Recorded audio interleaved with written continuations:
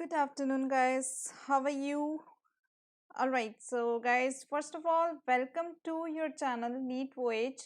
अगर आपने इसको सब्सक्राइब नहीं किया गाइस तो फटाफट से इसको सब्सक्राइब कर लीजिए, राइट? ओके, सो बच्चे आज का जो टॉपिक है दैट इज एनटीए अभ्यास टेस्ट 81 का पार्ट 1 हम यहाँ पे डिस्कस करेंगे। यहाँ पे हम इसके शुरू के कुछ क्वेश्चंस डिस्कस करेंगे और आगे बढ़ेंगे।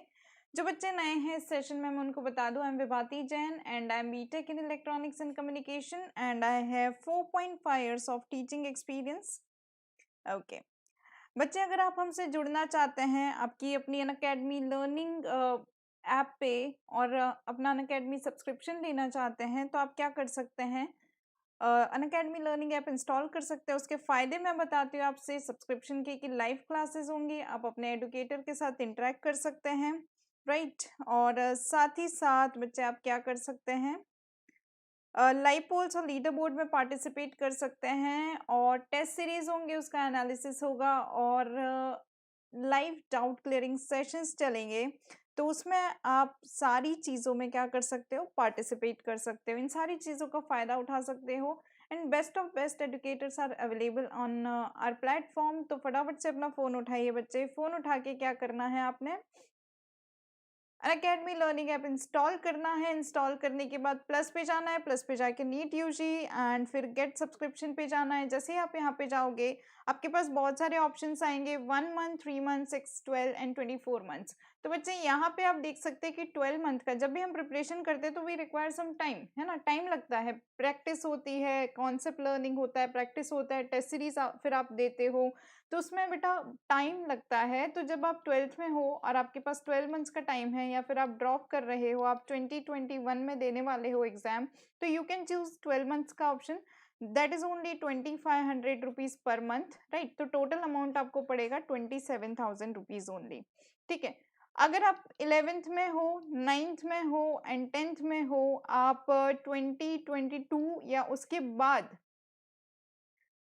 एग्जाम को देने की सोचते हो बेटा, तो आप 24 मंथ का ऑप्शन ले सकते हो जिसमें आपको सिर्फ और सिर्फ 1500 रुपीज पर मंथ का अमाउंट आता है, which is total sum is 32,400 rupees. और बेटा ये अमाउंट आपका 10% से और भी कम हो जाएगा if you apply Vibhati live code, ठीक है। So guys don't forget to apply Vibhati live code. We are also on Telegram channel, हमारा जो चैनल है नीट वॉयज चैनल, उसको आप सब्सक्राइब कर लीजिए, वहां पे भी हम आपसे मिल जाएंगे। ओके, नायक, आदर्श, श्रेयांश बेटा, good evening guys. Okay, so this is our first question. First question है, if elements with the principal quantum number n greater than 4 were not allowed in nature, ठीक है। Principal quantum number n greater than 4 वाले जो elements हैं they are not allowed in nature, तो number of possible elements क्या हो सकते हैं, 60, 35, 4, 64। कौन सा ऑप्शन करेक्ट आएगा गाइस, फटाफट से लग जाइए, which option is correct. If the elements with principal quantum number n greater than 4 are not allowed in nature, the number of possible elements would be 60, 32, 4 या 64। क्या लगाएंगे, इट इज वेरी सिंपल, बहुत ही simple फंडा है, लग जाइए फटाफट से। क्या होना चाहिए इसका आंसर, n greater than 4 वाले elements principal quantum number with n greater than 4 आपको अलाउ नहीं है, मतलब n is equals to 1 allowed है, n is equals to 2 allowed है, n is equals to 3 and n is equals to 4 allowed है। तो इसके बेसिस पे आप कैसे बताओगे कि क्या होगा, लग जाइए फटाफट से, क्या करेक्ट ऑप्शन होना चाहिए।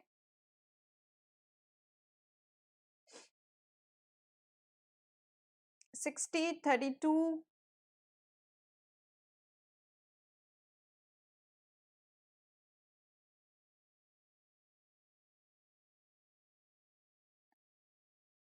guys I cannot see your comments, पता नहीं क्या हो रहा है, I'm not able to see your comments, okay, all right, let me refresh, ठीक है।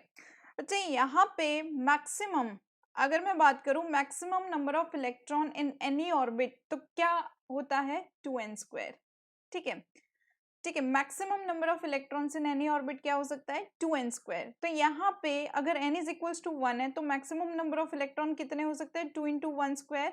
n इज इक्वल्स टू 2 के लिए maximum number of electron 2 into two square, n is equals to 3 के लिए मैक्सिमम नंबर ऑफ इलेक्ट्रॉन क्या हो जाएंगे 3 2 into three square, and n is equals to 4 के लिए मैक्सिमम नंबर ऑफ इलेक्ट्रॉन्स हो जाएंगे 2 इंटू फोर स्क्वायर। तो ये आपका आ जाएगा 2 इंटू वन, ये हो जाएगा 8, ये हो जाएगा आपका 9 प्लस 9 इंटू टू 18, और ये हो जाएगा आपका 16 32। ठीक है, तो आप इसका समेशन करोगे तो क्या हो जाएगा 60। मतलब किसी भी एलिमेंट में जो maximum number of electrons possible हैं वो कितने आ गए 60। फर्स्ट ऑर्बिट में इतने, सेकंड में इतने, थर्ड में इतने और फोर्थ में इतने, राइट। ठीक है, मैक्सिमम किसी भी ऑर्बिट में मैक्सिमम नंबर ऑफ इलेक्ट्रॉन्स इतने पॉसिबल है। फर्स्ट में इतने इलेक्ट्रॉन पॉसिबल है, सेकंड में इतने, थर्ड में इतने और फोर्थ में इतने। तो this is the maximum number of allowed electrons for any element. ठीक है, तो अगर 60 इलेक्ट्रॉन्स अलाउड है मतलब नेचर में नंबर ऑफ एलिमेंट्स पॉसिबल कितने हैं, अप टू 60 पॉसिबल है, राइट। तो करेक्ट ऑप्शन अपना क्या आ जाएगा, option A. Option A is correct. I hope this is clear, right. आगे बढ़ते हैं क्वेश्चन नंबर 2 पे। बोला क्या 13.6 electron volt energy is required to ionise the hydrogen atom. ठीक है, तो आपको बताना है कि what is the energy required to remove an electron from n is equals to 2. 13.6 electron volt energy is the required energy to ionize the hydrogen atom. आपको बताना है कि what is the energy required to remove an electron from n is equals to 2. लग जाइए बेटा फटाफट से, क्या ऑप्शन होना चाहिए 10.2, 0, 3.1 या 6.8? क्या करेक्ट ऑप्शन होना चाहिए?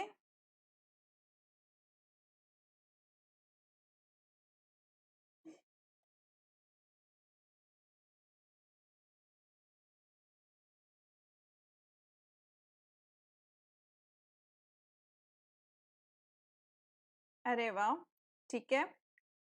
ऑलराइट, सो यहाँ पे आप देख सकते हो कि अगर मैं बात करूँ तो किसी भी energy required to remove any electron from the nth orbit, E nth क्या हो जाएगा -13.6 अपॉन n स्क्वायर। ठीक है, हमें कहाँ से इलेक्ट्रॉन रिमूव करना है, n इज इक्वल्स टू 2 से, तो ये आपका हो जाएगा -13.6 divided by 2 square which is equals to what -13.6 divided by 4, और ये आपका अप्रोक्सीमेटली कितना आ जाएगा -3.4 इलेक्ट्रॉन वोल्ट। तो ये इसकी एनर्जी बाइंड करके रखे हुए एनर्जी है, राइट। अगर आप उतनी ही एनर्जी प्रोवाइड कर दोगे तो टोटल एनर्जी जीरो हो जाएगी और इलेक्ट्रॉन आपका क्या हो जाएगा उस ऑर्बिट से निकल जाएगा। तो option C is correct. Well done guys. Next is question number 3। Question number 3 में बोला गया है कि सिस्टम है, उसमें दो आइडेंटिकल यूनिफॉर्म डिस्क हैं, राइट, और दोनों में सर्कुलर कैविटीज हैं जैसा कि इस डायग्राम में बताया गया है, और डिस्क के सेंटर के कोऑर्डिनेट्स C1 C2 गिवन है। This is C1 and C2, ये आपका C1 आ गया एंड ये C2 आ गया। वैसे जो कैविटीज हैं उनके सेंटर के coordinates C1 dash and C2 dash are given. C1 dash भी गिवन है एंड C2 डैश भी गिवन है। आपको बताना है कि ये जो सिस्टम है टू डिस्क विद कैविटीज, उसका सेंटर ऑफ मास क्या होगा। तो फटाफट से लग जाइए कि बेटा क्या होना चाहिए centre of mass. Two disc है with cavities and different relevant coordinates are given. The coordinates of the centre of mass of the system क्या होगा। कृष्णा शेष बेटा बताइए क्या होना चाहिए।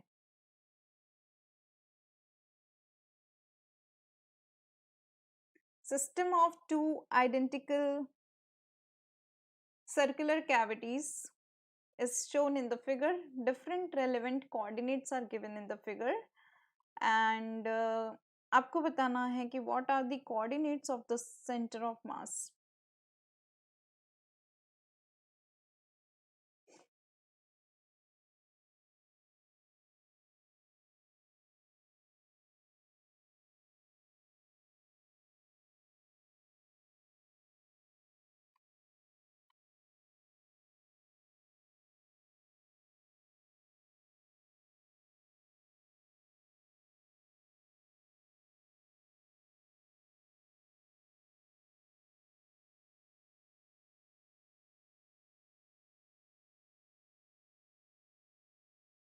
क्या होना चाहिए गाइस?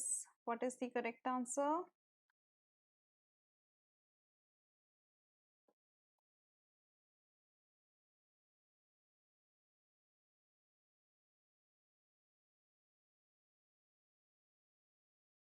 नायक बेटा कौन सा क्वेश्चन क्लियर नहीं है?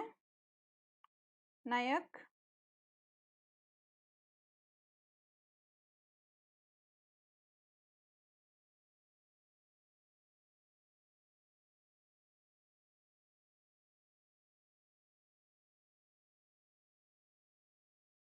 ओके,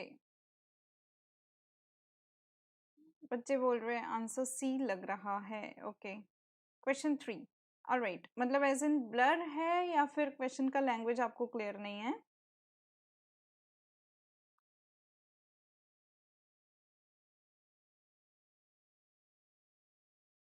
यहाँ पे देखो, C1 है, उसका कंप्लीट मास m मान लेते हैं, राइट? और इसकी रेडियस कितने गिवन है? रेडियस r मान लेते हैं। C1 के कोऑर्डिनेट्स जो हैं that are given as C1 dash के कोऑर्डिनेट्स r,0 गिवन है, ठीक है? मतलब C और C1 के बीच का डिस्टेंस कितना है? r। ओके, ब्लर है, ठीक है ठीक है ठीक है, I will take care of this thing, right? यहाँ तक क्लियर हुआ? ठीक है। अब वैसे ही C1 और C2 के बीच का डिस्टेंस भी कितना हो जाएगा? R, बिकॉज ये क्या है? आइडेंटिकल है। आइडेंटिकल यूनिफॉर्म डिस्क है विथ आइडेंटिकल सर्कुलर कैविटीज, तो एक पे अगर मैं काम कर लूँ तो दूसरे पे आराम से मेरा काम बन जाएगा, ठीक है? तो बच्चे यहाँ पे सर्कुलर कैविटी आपकी ऐसी है, अगर मैं इस पूरी कैविटी, पूरी सर्कुलर डिस्क का रेडियस r मान लूँ, स्मॉल r, ठीक है? तो सर्कुलर कैविटी का रेडियस कितना हो जाएगा? r/2। अब देखो, पाई आर स्क्वायर का मास कितना है? m, तो एक यूनिट एरिया का मास कितना हो जाएगा? m upon pi r square, ठीक है? m upon pi r square. हमने रिमूव कितना किया है? r/2 रेडियस वाला सर्कल रिमूव कर दिया, ठीक है?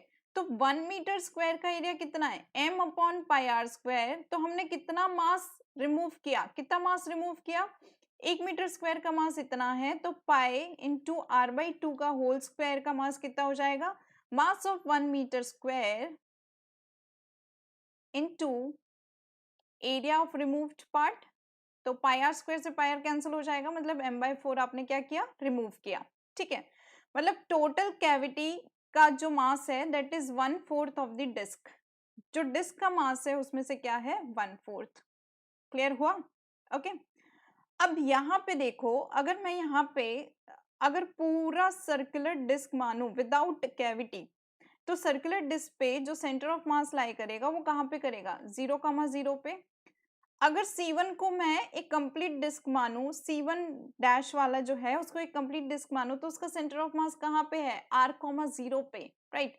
वैसे ही C2 जो है विदाउट कैविटी इस डिस्क को कंसिडर करे तो इसका सेंटर ऑफ मास कहाँ पे हो जाएगा? 8r, 5r पे, 7r, 5r पे, राइट? और C2 डैश को अगर डिस्क मानूं तो ये क्या हो जाएगा? 8r, 5r is the centre of mass of C2 dash, ठीक है? अब यहाँ पे जनरल फॉर्मूला अपन क्या लगाते हैं? m1x1 plus m2x2 plus m3x3 divided by m1 plus m2 plus m3, right? लेकिन यहाँ पे क्या हो रहा है? कैविटी पार्ट आपने रिमूव किया है, तो जो पार्ट आपने रिमूव किया है उसमें माइनस लगाना पड़ेगा, राइट? तो यहाँ पे दो सर्कुलर कैविटीज ऑफ m/4 मास है ना?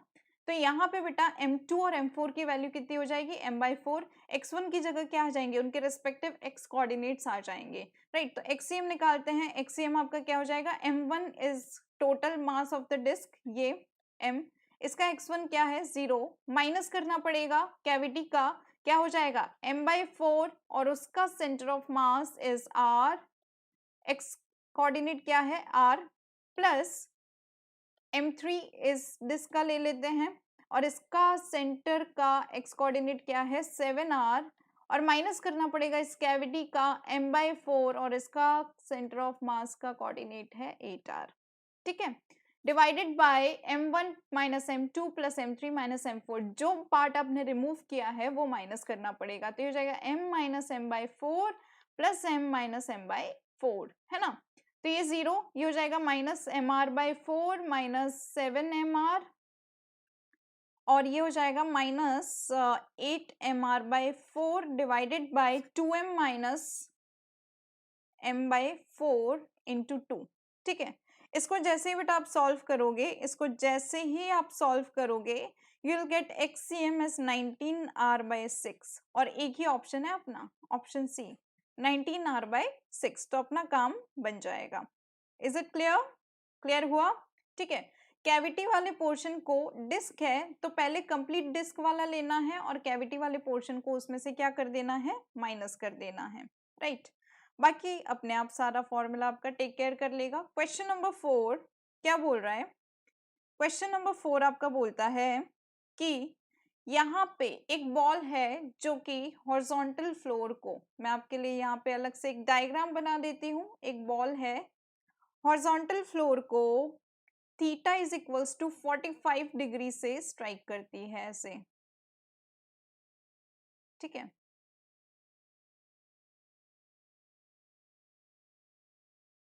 लेट्स से u वेलोसिटी से स्ट्राइक कर रही है। बोला क्या कि जो कोफिशिएंट ऑफ रेस्टिट्यूशन है between the ball and the floor is 0.6।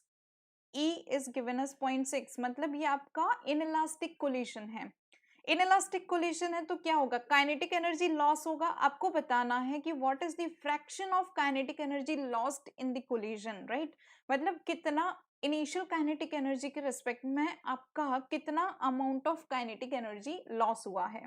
ठीक है, E इज इक्वल्स टू 0.6 आ गया, मतलब आपका इनइलास्टिक कोलिजन है, राइट। इनिशियली आप मान लो कि u इज दी वेलोसिटी जिससे ये बॉल फ्लोर को स्ट्राइक करती है, लेकिन यहाँ पे क्या होगा, बिकॉज ऑफ इनइलास्टिक कोलिजन ये जब रीबाउंड होगी तो कुछ और वेलोसिटी से होगी। ठीक है, रीबाउंड होगी तो कुछ और वेलोसिटी से होगी, राइट। आपको बताना है कि कोलिजन से पहले और कोलिजन के बाद कितना fraction of kinetic energy loss हुआ, राइट। कृष्णाशीष कोई बात नहीं बेटा, यहाँ पे नहीं खाएगी, नहीं खाएगी फिजिक्स नीट आपका। प्रैक्टिस करो, आपको इजीली ये सारी चीजें हो जाएंगी, है ना। यहाँ पे आपका फिजिक्स में बता दूं कि बेटा नो डाउट फिजिक्स थोड़ा टफ है, लेकिन your rank decider is physics. Rank decide करने में फिजिक्स हेल्प करता है। जिसने फिजिक्स ज्यादा किया है उसका रैंक अच्छा आता है, राइट। बिकॉज केमिस्ट्री और बायोलॉजी तो सब कर लेते हैं, एक्स्ट्रा एज आपको फिजिक्स देता है, राइट। मैक्सिमम बच्चे फिजिक्स छोड़ देते हैं, बट ऐसा नहीं करना है। आपका जो रैंक डिसाइडर है दैट इज फिजिक्स। तो कॉन्फिडेंस बूस्ट करो बेटा। अगर आज 10 में से 2 क्वेश्चन सही हो रहे हैं तो कल का टारगेट रखो कि 10 में से 3 क्वेश्चन सही करना है। अपने आप को एक टारगेट दो, है ना, अपने आप को टारगेट दो, दूसरे बच्चों से कंपेयर मत करो। दूसरे बच्चे अगर 10 में से 3 कर रहे हैं तो आप उससे ये कंपेयर मत करो, क्योंकि दूसरे बच्चे का जर्नी आपका जर्नी बिल्कुल अलग अलग है, राइट।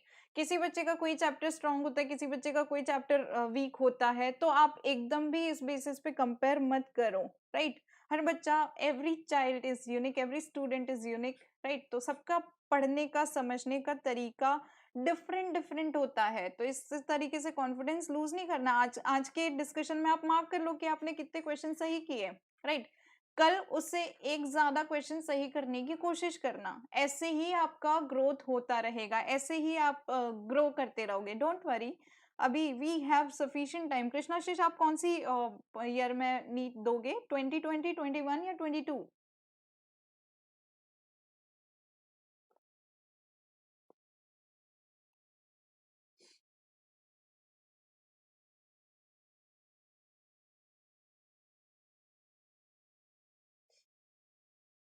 अरे वाह, श्रेयांश का आंसर आ चुका है।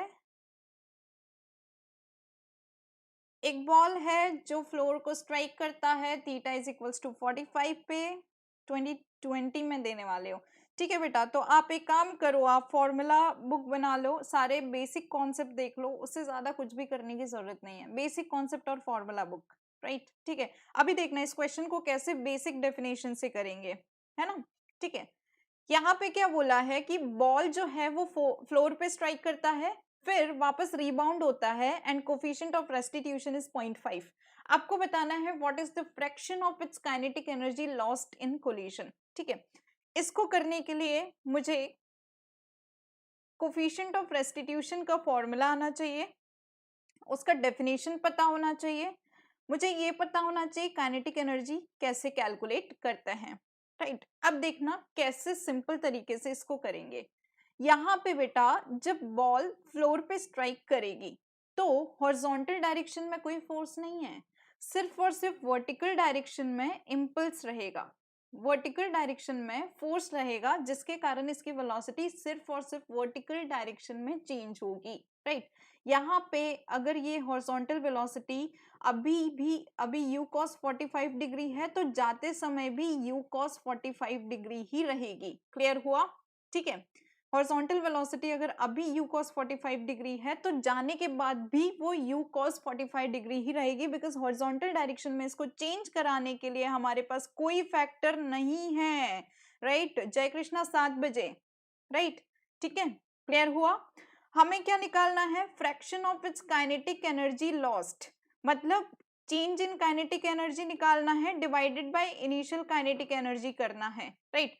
इनिशियल काइनेटिक एनर्जी आपकी कितनी है, half m v square, minus final kinetic energy कितनी है, half m v square, divided by initial kinetic energy करेंगे तो हमारा काम बन जाएगा, this is fraction of kinetic energy lost, ठीक है।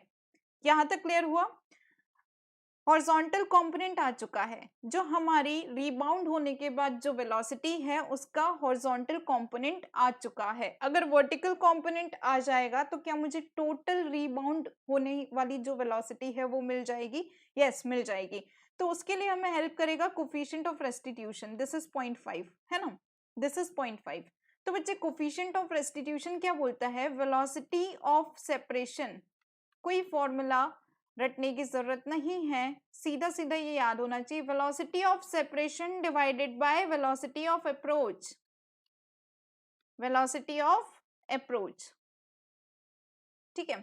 मतलब आपकी बॉल किस वेलोसिटी से अप्रोच कर रही है, that is velocity of approach, और किस वेलोसिटी से जो आपका सरफेस है उससे वापस दूर जा रही है, that is velocity of separation, right. यहाँ पे देखो बेटा ध्यान से, अप्रोच कर रही है मतलब वॉल के या फ्लोर के नजदीक आने के लिए कौन सा फैक्टर रिस्पॉन्सिबल है, u cos 45 डिग्री, तो this is your velocity of approach, तो ये हो गया आपका u cos 45 डिग्री, ठीक है, and that is equal to 0.5, और यहाँ पे वेलोसिटी ऑफ सेपरेशन लिखते हैं। तो वेलोसिटी ऑफ सेपरेशन जो होगा, क्या वो इस v वेलोसिटी का y कॉम्पोनेंट होगा, क्योंकि बॉल को दूर ले जाने के लिए रिस्पॉन्सिबल कौन है, ये कंपोनेंट वी वाई, आपका जो सरफेस है that is stationary, surface move नहीं कर रहा, तो अप्रोच भी बॉल कर रही है, सेपरेशन के लिए भी बॉल की ही वेलोसिटी रिस्पॉन्सिबल है, राइट। तो यहाँ पे सिर्फ और सिर्फ वेलोसिटी ऑफ सेपरेशन में क्या आएगा, वी वाई।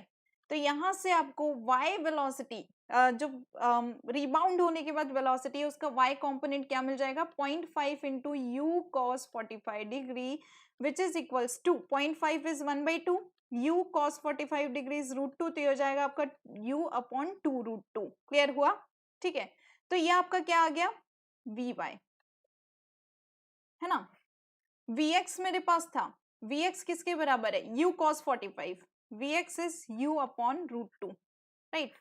तो क्या v आपका under root v x square plus v y square के बराबर हो जाएगा, यस डेफिनेटली होगा, राइट। वी एक्स स्क्वायर क्या है, v square upon 2, v y square क्या है, वी स्क्वायर अपॉन ये हो जाएगा 2√2 का स्क्वायर, मतलब कितना हो जाएगा 8, ठीक है।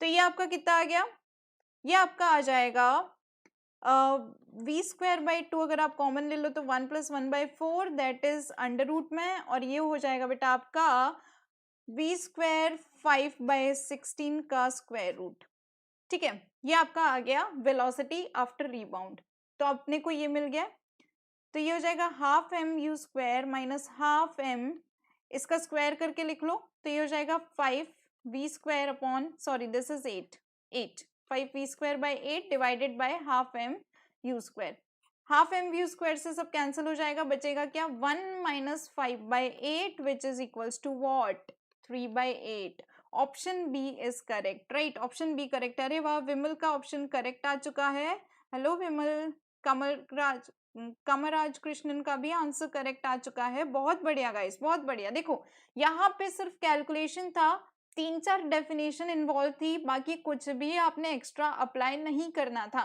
प्योर कॉलिजन जो आपका होता है उसका क्लासिक एग्जाम्पल था, राइट।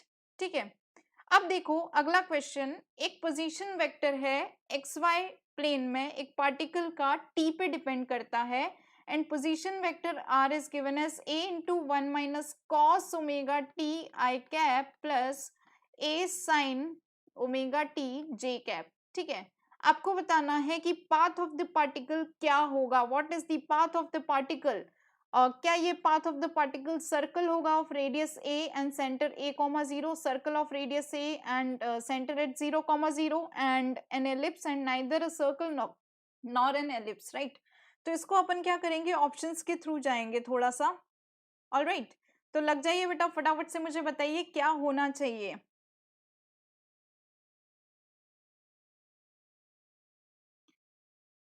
बेटा आप देख सकते हो लाइक प्रीवियस किसी के वीडियो, क्योंकि मैंने अभी जस्ट स्टार्ट किया है तो मेरे अभी बेसिक मैथमेटिक्स पे अवेलेबल है, वेक्टर पे अवेलेबल है, इलेक्ट्रोस्टैटिक पे अवेलेबल है, कैपेसिटेंस पे अवेलेबल है, राइट। तो वो सारी चीज़ें देख सकते हो। बाकी आप फॉर्मूला बुक जो आप बनाते हो वो भी सफिशिएंट है ना। Don't worry, it will revision. एक चैप्टर पकड़ो, उसको 2-3 दिन में पूरा रिवाइज करो, एक एक साथ मत रिवाइज करो, 2-3 दिन में रिवाइज करो, तो उससे आपका काफी चीजें सॉर्ट आउट हो जाएंगी। And if possible try to do after revision, try to do previous year questions. It will help you a lot in building your confidence, right. Confidence built up करने में बेटा बहुत हेल्प करेगा। विमल का आंसर आ चुका है, बहुत बढ़िया बच्चे।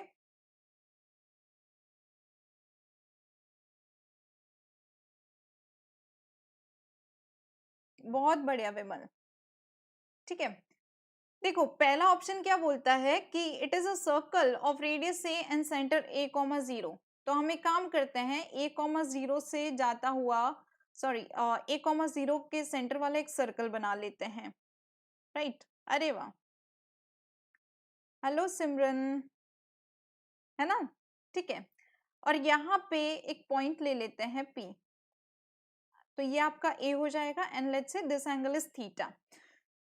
तो यहाँ पे पार्टिकल जो है वो ओमेगा स्पीड से रोटेट कर रहा है, वो मुझे यहाँ पे दिख रहा है। तो थीटा बेटा क्या हो जाएगा, एट एनी टाइम टी, अगर पार्टिकल की पोजीशन पी मान लू तो theta is omega into T, right. Theta is omega into T, okay.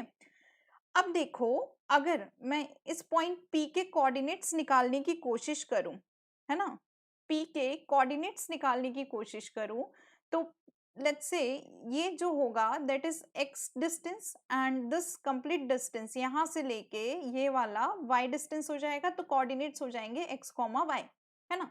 अगर ये कोऑर्डिनेट्स मैंने निकाल लिए तो मेरा काम बन जाएगा। कैसे, इस ट्राइंगल को उठा के इधर रख दो।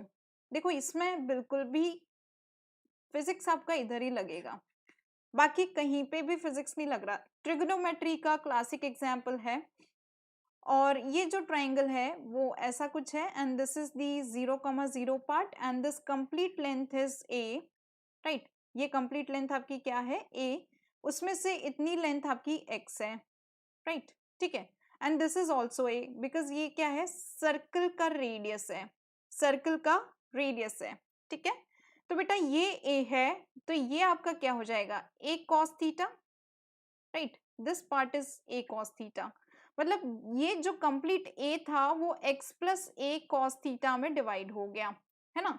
कंप्लीट ए को दो पार्ट में ब्रेक किया, x plus a cos theta, and theta is omega T, तो मैंने थीटा की जगह ओमेगा टी रख लिया। तो एक्स मुझे यहाँ से क्या मिला, ए माइनस ए कॉस ओमेगा टी, राइट। तो ये हो जाएगा ए इन, कॉमन ले लो तो 1 माइनस कॉस ओमेगा टी आ जाएगा। तो मेरे पास इस पॉइंट का एक्स कोऑर्डिनेट आ गया, राइट। इस पॉइंट का क्या आ गया, एक्स कोऑर्डिनेट, ठीक है। अब वाई कोऑर्डिनेट देखते हैं, दिस इज वाई कोऑर्डिनेट। ये वाई कोऑर्डिनेट आपका क्या हो जाएगा, ए साइन थीटा और ए साइन ओमेगा टी, सिंपल, ए साइन थीटा और ए साइन ओमेगा टी। तो ये आपका बेटा क्या आ गया, ए साइन ओमेगा टी, राइट। अब ये पॉइंट पे आ गया तो क्या उसका मैं पोजीशन वेक्टर लिख सकती हूँ? पोजीशन वेक्टर बेटा क्या हो जाएगा?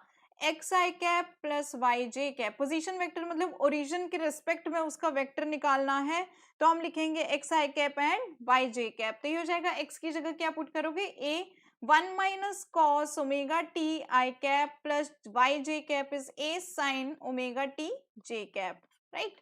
तो बच्चे यहाँ से आपको पोजीशन वेक्टर क्या मिल जाएगा? ये वाला जो गिवन वेक्टर है। तो हमारा जो फर्स्ट ऑप्शन हमने पकड़ा वही क्या आ गया? सही आ गया।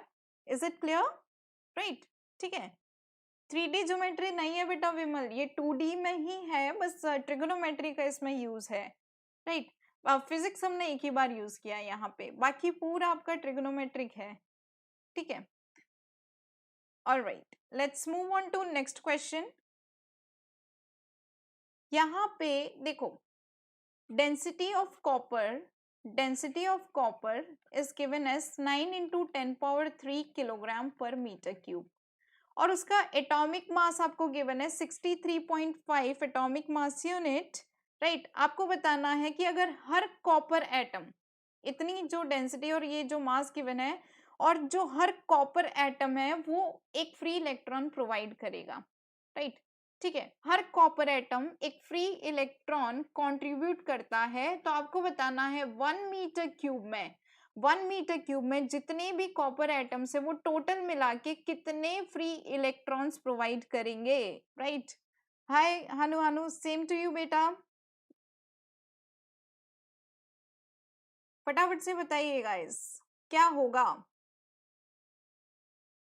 एक कॉपर एटम एक इलेक्ट्रॉन कंट्रीब्यूट करता है, फ्री इलेक्ट्रॉन, तो आपको बताना है 1 मीटर क्यूब में कितने फ्री इलेक्ट्रॉन्स पॉसिबल हैं।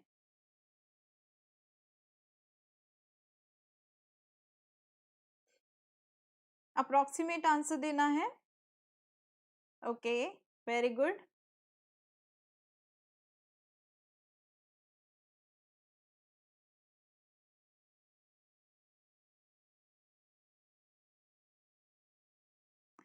Density of copper atom is given, right? Atomic mass is given, and आपको बताना है 1 मीटर क्यूब में कितने फ्री इलेक्ट्रॉन्स पॉसिबल हैं।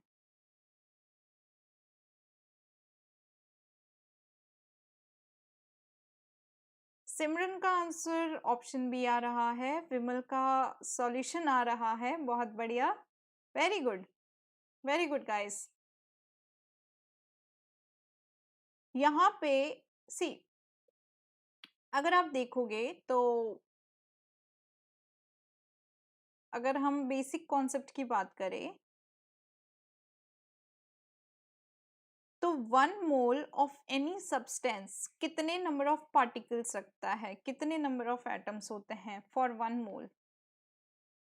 एवोगैड्रो नंबर 6.022 इंटू 10⁻23, राइट, ठीक है, 1 मोल, राइट, है ना। इसको यूज करना है आपने,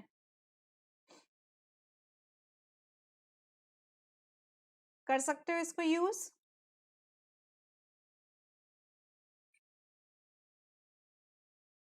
आंसर दीजिए गाइस, यहाँ पे तो आपका केमिस्ट्री आ रहा है, अरे वाह।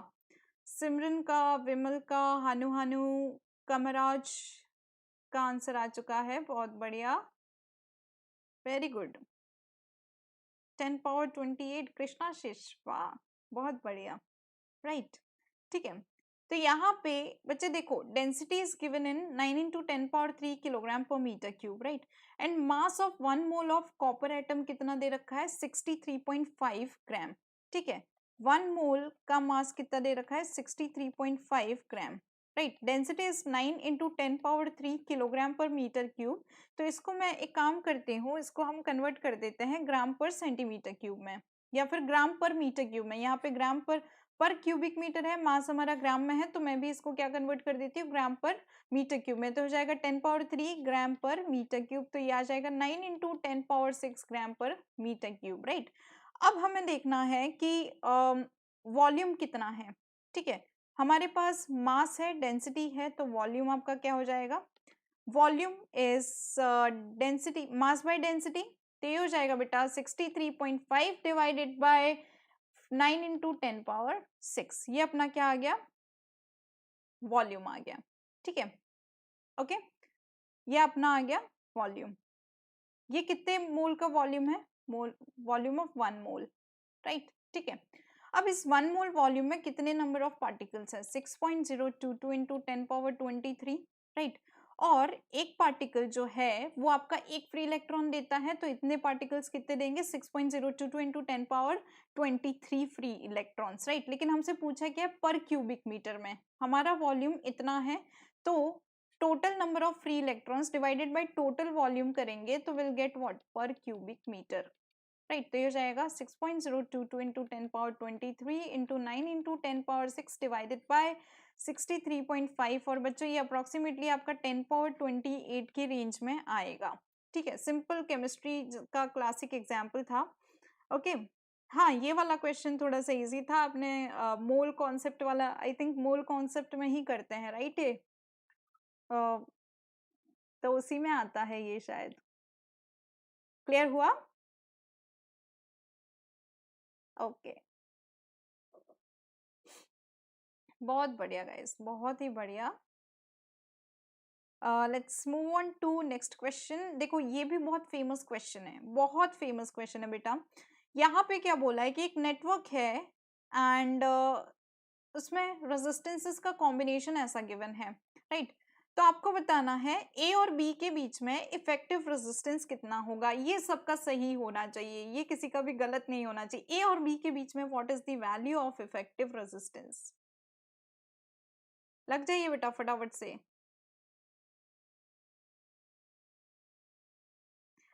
Okay Aniket,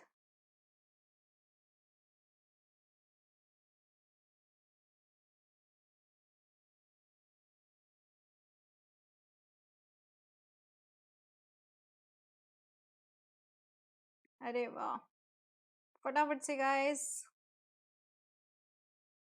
where are you from Vimal?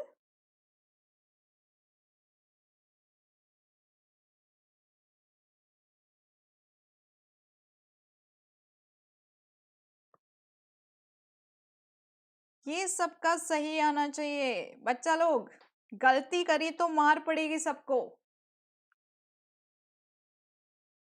This is very famous question on symmetry of symmetry. Symmetry का बहुत ही बढ़िया फेमस बेसिक क्वेश्चन है। अगर हम सिमेट्री पढ़ाते हैं तो सबसे पहले इसी क्वेश्चन से शुरुआत होती है ना।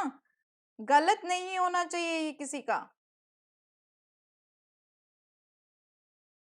एक ओम के सारे रेजिस्टेंसेस हैं, और यहाँ पे बेटा ए और बी के बीच में हमें क्या करना है, इफेक्टिव रेजिस्टेंस कैलकुलेट करना है। 4/3, 3/2, 7 या 8/7 क्या होना चाहिए।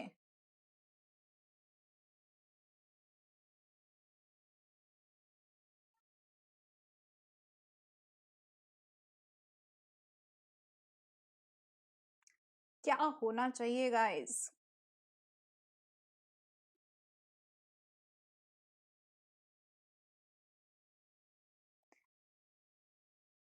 अरे लक्ष्य सिंह, स्ट्रेस मत लो, स्ट्रेस लेके जो अभी कर रहे हैं उसका भी कबाड़ा कर दोगे।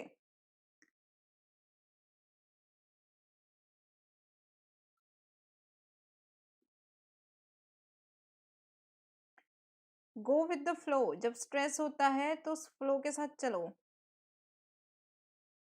8/7, 8/7, 8/7 सबका आ रहा है, बहुत बढ़िया, right.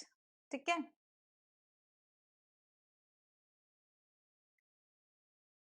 by the way guys, we have one special class today at 8:30 p.m. 8:30 p.m. को स्पेशल क्लास है जिसमें हम सीखेंगे how to apply integration and differentiation in physics. Physics में कैसे इंटीग्रेशन और डिफरेंशिएशन को अप्लाई किया जाए वो हम आज 8:30 बजे वाली क्लास में सीखेंगे। अरे बाप रे, सबका सही है, बहुत ही बढ़िया गाइस। विमल, सिमरन, कृष्णाशीष, बहुत बढ़िया बच्चे। यहाँ से क्या करना पड़ेगा, कनेक्शन ब्रेक करना पड़ेगा। सिमेट्री का क्वेश्चन है बेटा। यहाँ पे देखो, इसके अबाउट आपका जो सर्किट है वो सिमेट्रिक है, मिरर इमेज है, आईने जैसा है, राइट। बस करंट का फ्लो सिमेट्रिक नहीं है, बाकी सारी चीजें क्या हैं, सेम है। तो बच्चे यहाँ से जितना करंट फ्लो हो रहा है उतना ही करंट वापस यहाँ से एंटर करना चाहिए, because everything is symmetric, right. तो इधर से जो करंट आएगा वो चुपचाप ऐसे निकल जाएगा। यहाँ पे इस पॉइंट पे कोई करंट एक्सचेंज नहीं होगा, नो करंट एक्सचेंज, ठीक है, राइट। तो बेटा करंट एक्सचेंज नहीं होगा तो उस पॉइंट को ब्रेक कर दो, ये सिंपल आपका सीरीज पैरेलल कॉम्बिनेशन बन जाएगा, सिंपल है ना। देखो ये आपका सीरीज पैरेलल कॉम्बिनेशन बन गया। ओके तो यहाँ पे सी दिस इज वन, ये one and one one one, तो ये वन और टू क्या है पैरेलल में, तो ये हो जाएगा 1 × 2 डिवाइडेड बाय 1 + 2, 2/3। अब ये 2/3 1 और 1 सीरीज में है तो 2/3 +1 करना पड़ेगा, तो ये हो जाएगा आपका 3 और 3 6 7 8 8/3, राइट, ठीक है, ठीक है। तो ये आपका हो गया 8/3। 8/3 किसके साथ पैरेलल में, 2 के साथ। 8/3 किसके साथ पैरेलल में, 2 के साथ। तो ये जाएगा 8/3 × 2 डिवाइडेड बाय 8/3 + 2, मैंने ये फॉर्मूला लगाया, R1 R2 divided by R1 + R2, right. तो ये हो जाएगा 16/3 into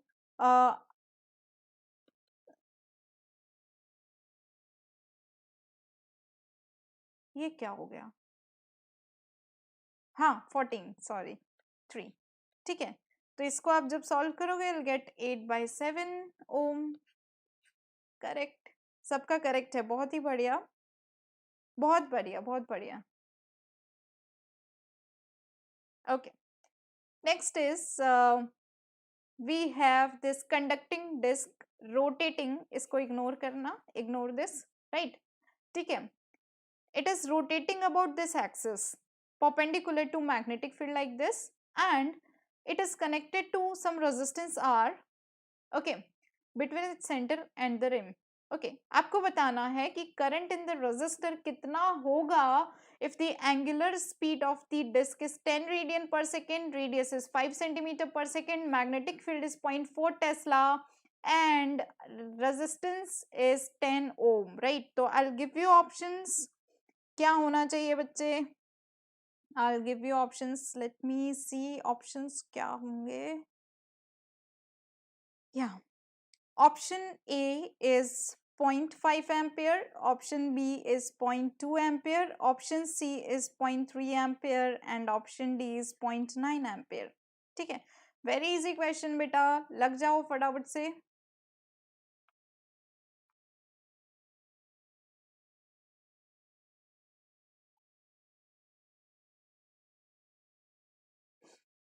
I had very okay so यहाँ पे चेन्नई से हैं काफ़ी लोग, last year I had many students from Chennai, बहुत सारे स्टूडेंट्स थे चेन्नई से, in fact 80% out of all the students 80% students were from Chennai. अरे वाह बहुत ही बढ़िया, यहाँ पे बच्चे लग जाइए, क्या होना चाहिए, 0.5 0.3 0.2 एंड 0.9 एम्पियर, क्या होगा। Circular disc है, disc is rotating in the external magnetic field and the axis of rotation of the disc is this one, which is passing through its center and perpendicular to plane of the disc, right। आपको बताना है कि if radius of the disc is 5 centimeter, omega is 10 radian per second and B is 0.4 Tesla, right, and R is 10 ohm, तो what is the answer, और कृष्णा आशीष विमल सिमरन का answer आ चुका है, बहुत ही बढ़िया, यस यस यस बहुत बढ़िया।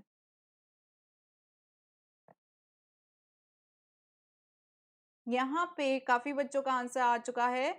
ऑलराइट सो बच्चे ईएमएफ जो इंड्यूस होगा that is B omega a²/2 होता है, राइट। तो ईएमएफ इंड्यूस्ड क्या हो जाएगा 0.4 × 10 × ओमेगा a² दैट इज 0.05 का whole square divided by 2 is the EMF induce, और अगर मैं इसको रेजिस्टेंस से डिवाइड कर दूं तो आई विल गेट करंट, तो रेजिस्टेंस कितना है 10, तो आप इसको डिवाइड कर दोगे तो यू विल गेट 0.2 × 0.0025, है ना, right, 0.2 into 0.0025, so you'll get your answer, that is 0.5 ampere. Option A is correct. यहाँ पे कुछ तो गड़बड़ है, I think.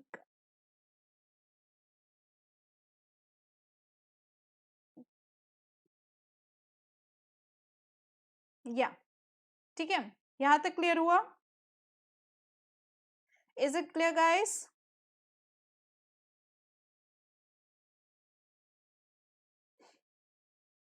अरे बातें बाद में करना, क्वेश्चन सॉल्व कर लो बच्चे.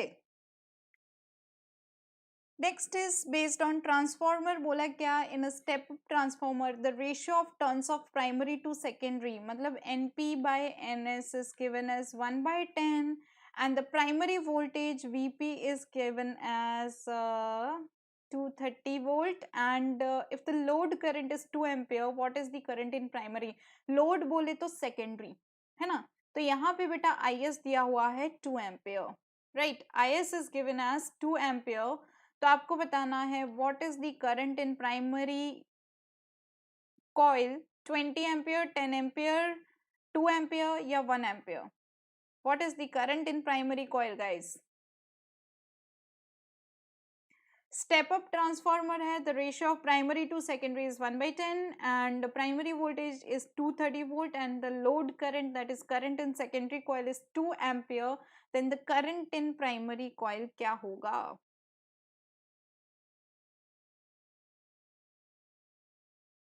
फटाफट से बच्चे, क्या होना चाहिए? 20, 10, 2 या 1? You have to use simple this equation. IP by IS is equals to NS by NP, right? NS by NP is given, IP is given, IS is given, you can calculate IP. फटाफट से बच्चा लोग, I want answer.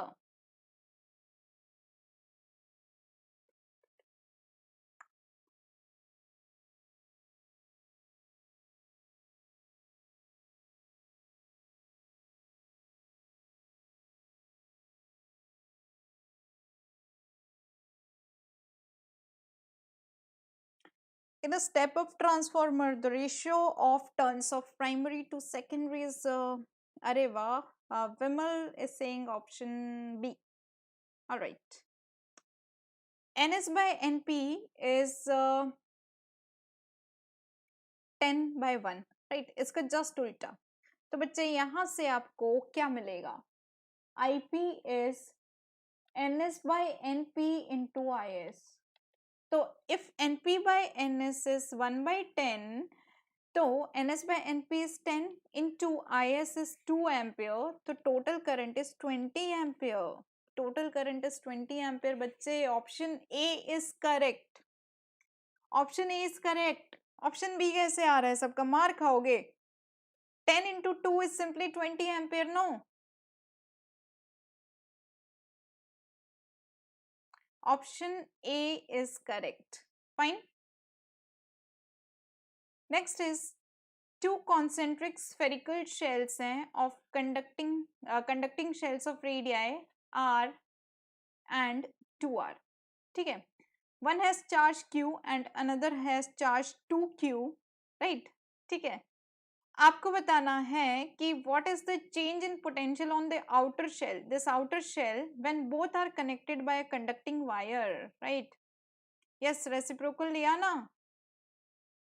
ठीक है. बोला क्या है, initially let's say potential V1 है इस आउटर शेल का. ठीक है. अब क्या किया हमने, आउटर और इनर शेल को एक कंडक्टिंग वायर से कनेक्ट कर दिया. तो आपको बताना है कि what is the change in potential. अब V2 हो गया, तो what is the change in potential, V2 minus V1, V2 minus V1 of this setup. Okay. Options are 0, 3Q, KQ by 2R, KQ by R and 2KQ by R. फटाफट से बताइए क्या होना चाहिए. ऑप्शन ए आ चुका है कामरज का.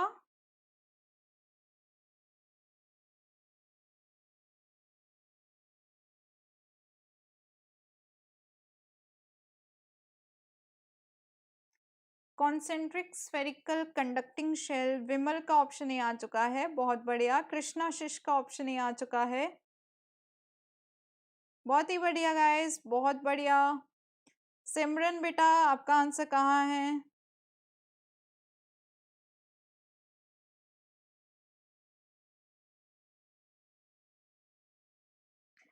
Alright, सी यहाँ पे V1 क्या हो जाएगा? V1 मतलब potential at the outer shell is what? Potential due to inner shell plus potential due to outer shell. हानो हानो इज हियर, उनका ऑप्शन ही आ चुका है, तो V1 हो जाएगा बेटा potential due to outer shell क्या हो जाएगा? KQ/2R plus potential due to inner shell is KQ/2R, potential due to outer shell is also 2K2Q/2R, right. तो ये हो जाएगा 3KQ/2R।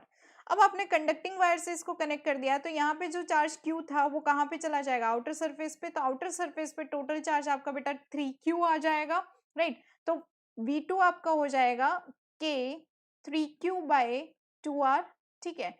तो V1 माइनस V2 क्या आ जाएगा? 0। V1 और V2 both are same, right. तो यहाँ पे option A is correct, option A आपका क्या आ जाएगा? करेक्ट आ जाएगा। Fine, alright. So guys, we'll start from this question 12 in the next session, या फिर कर लेते हैं आज के सेशन में ही। बोला क्या? 64 आइडेंटिकल स्फीयर्स हैं, each of charge Q and capacitance C and are combined to form a large sphere, ठीक है। छोटे छोटे आइडेंटिकल स्फेरिकल कैपेसिटर्स थे, उनको हमने क्या किया? कंबाइन कर दिया to form a large sphere. आपको बताना है कि what is the charge and capacitance of the larger sphere, what is the charge and capacitance of the larger sphere. फटाफट से बताइए guys, it is very simple. What is the capacitance of spherical capacitor? एक अगर isolated spherical capacitor होता है तो उसका capacitance होता है 4πε0r। This is the value of C, right. बताइए क्या होना चाहिए? 64 identical sphere of charge Q and capacitance C each are combined to form a large sphere. The charge and capacitance of the larger sphere are.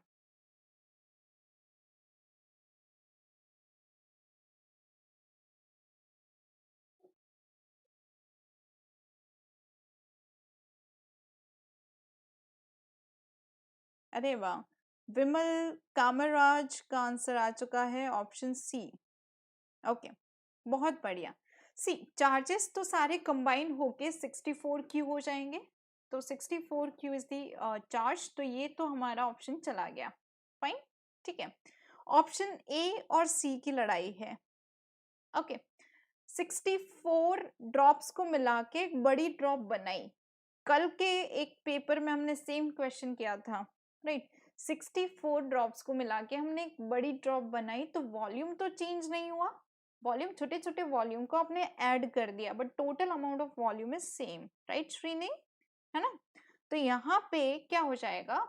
64 smaller drops का volume क्या इस बिगर drop के volume के बराबर हो जाएगा? Yes, 4/3 pi capital R cubes. Capital R is radius of bigger sphere and small r is the radius of smaller sphere. तो यहाँ से मुझे मिला r cube is equals to what? 64 r cube, और ये होता है 4 cube into r cube, right?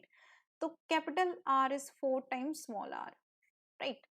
जो छोटी छोटी ड्रॉप्स थी उनका कैपेसिटेंस C था, जो कि 4πε0r के बराबर था, राइट। तो बड़ी ड्रॉप का कैपेसिटेंस क्या हो जाएगा? 4πε0 into capital R, but capital R is equal to 4 times small r, so it is 4πε0 into 4r। तो this is 4 times 4πε0 into r and this is equals to 4c because this is equal to what? Initial capacitance C, right? तो new capacitance will be 4c and new charge will be 64Q। तो option C is correct, right. Option C आपका क्या हो जाएगा? Correct. Kamraj, next class is tomorrow at 5 PM। रोज ही होती है एनटीए क्वेश्चंस की जो नेक्स्ट क्लास होगी दैट इज 5 PM, मतलब रोज आपकी होती है Monday, Tuesday, Wednesday, Thursday, Friday को नहीं होगी because that is YouTube Friday, Saturday and Sunday को हो सकता है स्पेशल क्लास में हो, लेकिन ये 5 दिन तो आपके 5 PM फिक्स हैं फॉर योर NTA पेपर. ठीक है, फाइन, ऑलराइट. तो बच्चे यहाँ से हम कल करते हैं. It will take some time and almost our time is over. तो यहाँ से हम कल स्टार्ट करेंगे बच्चे. यहाँ पे अगर आप हमारे टेलीग्राम ऐप से नहीं जुड़े हुए हैं तो फटाफट से जुड़ जाइए. नीट वॉइज हमारा चैनल है, उसको सब्सक्राइब कर लीजिए. अनअकैडमी सब्सक्रिप्शन लेने के लिए बच्चे आपने क्या करना है, अनअकैडमी लर्निंग ऐप इंस्टॉल करना है, राइट. ठीक है, प्लस पे जाना है, नीट यूजी पे, गेट सब्सक्रिप्शन पे, और फिर उसके बाद बहुत सारे ऑप्शंस आएंगे. बट बेटा if you are in 12th and dropper, तो बच्चे आप 12 मंथ का ऑप्शन ले सकते हो. It is 2500 rupees per month only and total amount is 27,000 rupees. And if you are in 11th and 9th and 10th, you can take 24 month subscription जिसका amount आता है 1500 rupees per month only, which is total amount is 32,400 rupees only, right. Okay, तो बच्चे total आपने ये amount पे करना है, बट ये और भी 10% से कम हो जाएगा if you apply Vibhati life code, right. ठीक है, if you apply Vibhati life code this amount will be 10% lesser. So don't forget to apply Vibhati live code, guys. You'll get PDF notes very soon of this session. And please guys, like this video, share this video, and subscribe our channel NEET Voyage. फटाफट से बच्चे subscribe करिए, like करिए, share करिए, ताकि आप जैसे बहुत सारे डॉक्टर्स के पास ये वीडियो पहुंच पाए, राइट. ठीक है, so I see you guys at 7 PM with vector पढ़ेंगे हम. All right, okay Vimal, I'll see you guys at 7 PM vector, then after that I'll see you at 8:30 PM in special class. All right guys, all right, so take care till then, bye.